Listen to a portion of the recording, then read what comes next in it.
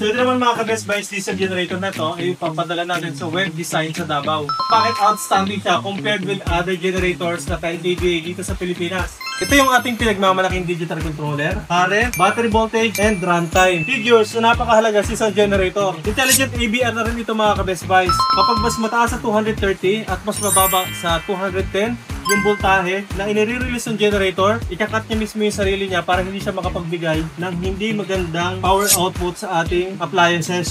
Ito yung sinasabi ko na intelligent AVR. Yung usual na generator mga ka-Best Buys, 6 wires lang. So, 4 dito, 2 dito para sa positive and negative. So, ito yung ating intelligent AVR, yung last na 2 na to. 195 engine, single cylinder. So, yung mga 195 engine, usually, ginagamit yan ng ibang brands as 12 kVA daw. Yung kanyang remote control, 2 pindot na sa gitna.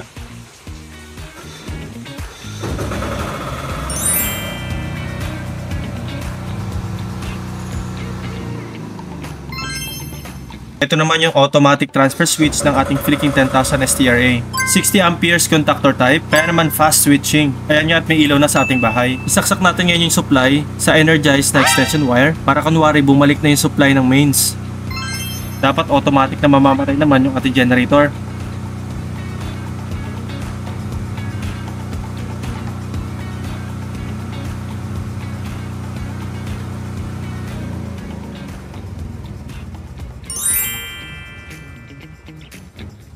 Para sa inyong mga orders, comments, and suggestions, si Maribel mag-text at tumawag sa aming cellphone number na magpa-flash yan sa inyong screen. Bisitahin namin Facebook, YouTube, and TikTok for more videos. Maraming salamat mga ka-Best Buys. Mag-ingat po tayo palagi. God bless po.